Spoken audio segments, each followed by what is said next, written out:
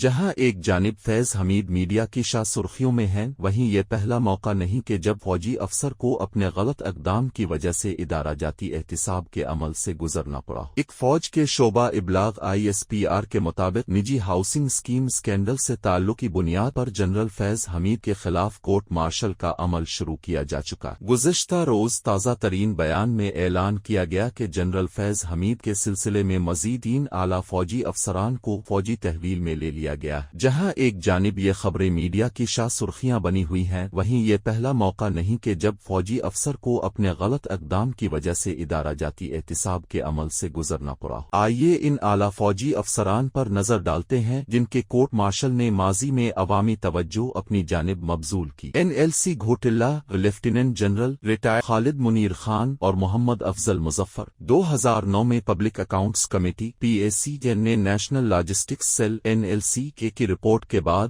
ایک انکوائری شروع کی، جس میں سامنے آیا تھا کہ NLC کو 2004 اور 2008 کے درمیان 1.8 ارب روپے کا نقصان ہوا ہے۔ یہ نقصان کمرشل بینکوں کے قرضوں کے نتیجے میں ہوا جو اعلیٰ شرح سود پر دیے گئے، اور پنشنرز کے 4 ارب روپے اسٹاک مارکیٹوں میں لگائے گئے۔ ان کمپنیز سے غیر قانونی طور پر رقم موصول ہوئی جن کے ذریعے سرمایہ کاری کی گئی۔ انکوائری میں سابق quarter masters lieutenant general retired Khalid Munir Khan اور lieutenant general retired Afzal Muzaffar, NLC کے سابق director general major general Khalid Zaheer Akhtar اور 2 شہریوں نجیب الرحمان اور سعید الرحمان کے ملوث ہونے کی نشاندہی کی گئی۔ کوارٹر ماسٹر جنرل کی دفتری ذمہ داریوں کے ساتھ ساتھ NLC بھی انہیں کے ماتحت ہوتا ہے۔ دونوں جرنیلوں کو آرمی ایکٹ کے تحت سزا دی گئی۔ خالد ظہیر کو ملازمت سے برطرف کر دیا گیا، جبکہ افضل مظفر نے شدید برہمی ریکارڈ شدہ کا سامنا کیا۔ Lieutenant general retired Javed Iqbal lieutenant general retired Javed Iqbal کو field general court martial FGCMA نے 30 مئی 2019 کو قومی سلامتی کے لیے نقصان دہ غیر ملکی ایجنسیز کے لیے جاسوسی / حساس معلومات افشا کرنے کے جرم میں سزا سنائی گئی تھی۔ مئی 2021 میں ان کی 14 سالہ سزا کو اپلیٹ اتھارٹی نے 7 سال کر دیا تھا۔ بعد ازاں سابق army chief general Qamar Javed Bajwa نے GHQ سے رخصتی سے قبل ان کی سزا مزید کم کر کے محض 2.5 سال کر دی۔ یوں جنرل ریٹائرڈ جاوید اقبال کو گزشتہ سال 29 مئی کو رہا کیا جانا تھا، لیکن نئے army chief general Asim Munir نے ان کی سزا مکمل طور پر ختم کر دی اور ان کی قبل از وقت رہائی ممکن ہوئی۔ میجر جنرل ظہیر الاسلام عباسی و دیگر۔ میجر جنرل ظہیر الاسلام عباسی، بریگیڈیئر مستنصر باللہ، کرنل محمد آزاد منہاس، کرنل عنایت اللہ خان اور دیگر 38 فوجی افسران کو 26 ستمبر 1995 کو جنرل ہیڈ کوارٹر راولپنڈی میں 30 ستمبر کو متوقع کور کمانڈرز اجلاس میں دھاوا بولنے کی سازش رچنے کے الزام میں گرفتار کیا گیا تھا۔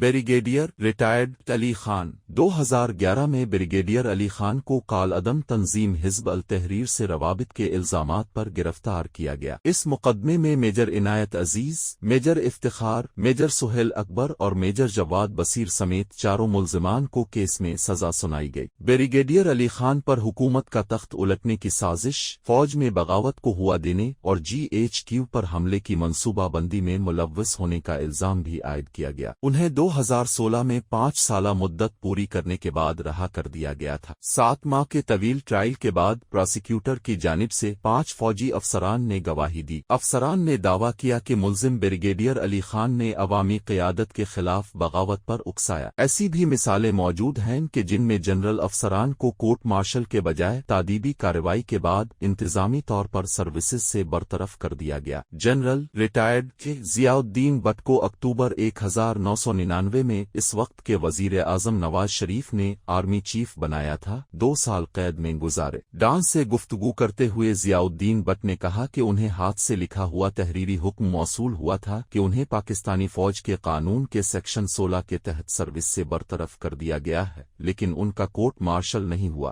2016 में जनरल राहिल शरीफ के मुद्दत मुलाजमत के दौरान फौज में बदउनवानी की बदतरीन मिसालों में से एक के नतीजे में इस वक्त हाजिर सर्विस अफसरान inspector general arms lieutenant general Ubaidullah खटक और मेजर जनरल एजाज शाहिद समेत 6 अफसरान को ओहदों से बरतरफ कर दिया गया था। जहां हमें ऐसी कई मिसालें मिल जाती हैं कि कैसे आर्मी ने अपने आला अफसरान के गलत इक़दामात की पादाश में उनके खिलाफ कार्रवाइयां की, वहीं ऐसी मिसालें भी मौजूद हैं कि अदालत उज़्मा के हुक्म के बावजूद वो कार्रवाइयां करने में नाकाम रहे। 1996 में असगर खान ने सुप्रीम कोर्ट में इंसानी हुकूक की पिटीशन दायर की, जिसमें ISI पर सियासतदानों के एक ग्रुप को 14 करोड़ रुपए तकसीम करने का इल्जाम आयद किया गया था। मुल्जिमान में साबिक आर्मी चीफ असलम बेग और साबिक director general ISI lieutenant general retired Asad Durrani शामिल थे। असद दुरानी ने सुप्रीम कोर्ट में बयान हल्फी जमा करके इल्जामात की तस्दीक की। बयान हल्फी में उन्होंने इस मामले में अपने किरदार का जिक्र किया, दीगर को नामजद किया और वजाहत की कि ये स्कीम कैसे तरतीब दी गई। 2019 तक असगर खान के अहल खाना की जानिब से फैसले पर अमल दरामद की दरख्वास्त की समाअत के दौरान वजारत दिफा की जानिब से सुप्रीम कोर्ट में जमा करवाई गई रिपोर्ट के मुताबिक वजारत दिफा ने एक कोर्ट ऑफ इंक्वायरी तश्कील दी थी, जिसने 6 गवाहों के बयानात कलमबंद किए थे, जबकि वो उनके अलावा मजीद गवाहों की तलाश में थी। असद दुरानी से तफ्तीश के लिए 2018 में एक और कोर्ट इंक्वायरी तश्कील दी गई। 3 साल बाद असद दुरानी ने अपना नाम नौफलाई लिस्ट से निकालने की दरख्वास्त की ताकि वो ब्रून मुल्क जा सके, लेकिन वजारत दिफा ने उन पर रियासत मुखालिफ सरगर्मियों में मुलव्वस होने का इल्जाम आयद किया और इस्लामाबाद हाई कोर्ट के सामने पेश की गई एक रिपोर्ट में कहा कि वो 2008 से मुल्क दुश्मन अनासिर बिलखुसूस भारतीय खुफिया एजेंसी रा से वाबस्ता हैं या उनसे बातचीत कर रहे हैं। ताहम इस्लामाबाद हाई कोर्ट ने असद दुरानी का नाम एग्जिट कंट्रोल लिस्ट ECL